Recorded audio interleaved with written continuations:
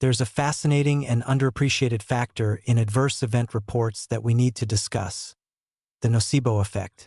This is the evil twin of the placebo effect, negative expectations creating real physical symptoms, even when there's no biological mechanism causing them.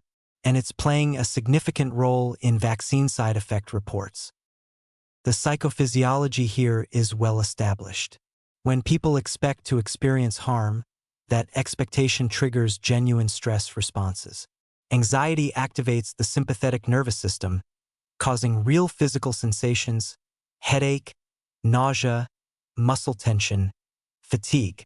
Suggestion creates perceptual changes where people hyperfocus on normal bodily sensations they'd otherwise ignore, interpreting them as adverse effects.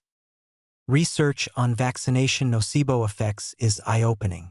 Studies where participants are warned about potential side effects report them at dramatically higher rates than those given identical vaccines without warnings. Even more striking, people receiving saline placebo injections report adverse events when they expect them. One systematic review found that in placebo arms of vaccine trials, people who received completely inert injections, up to 76% reported systemic adverse events. They felt genuinely unwell despite receiving only saline, purely because they expected vaccination might make them feel unwell.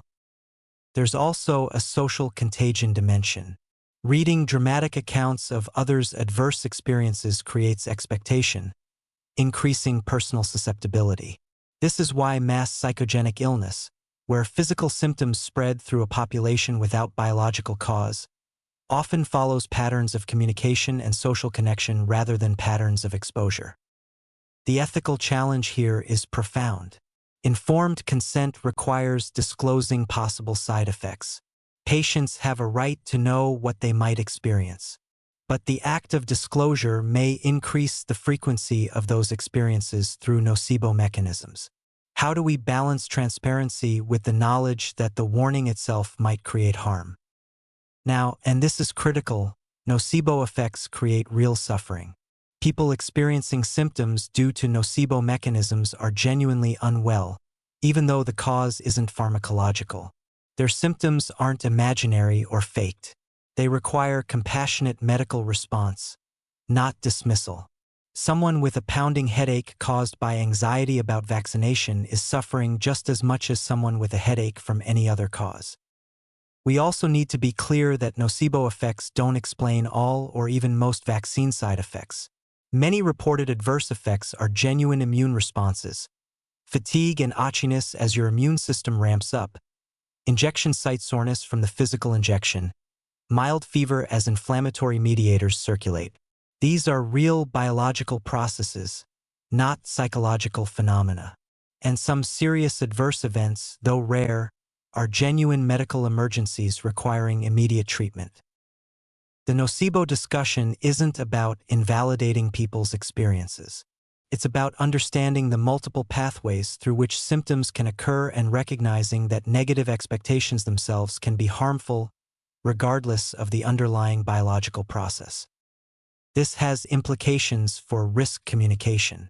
We need to inform people about possible side effects without creating anxiety that increases those side effects. Some research suggests framing matters, presenting information in ways that acknowledge possibility without creating alarm. Most people experience no problems, though some notice mild soreness or tiredness as their immune system responds, might create less nocebo effect than leading with every possible rare adverse event.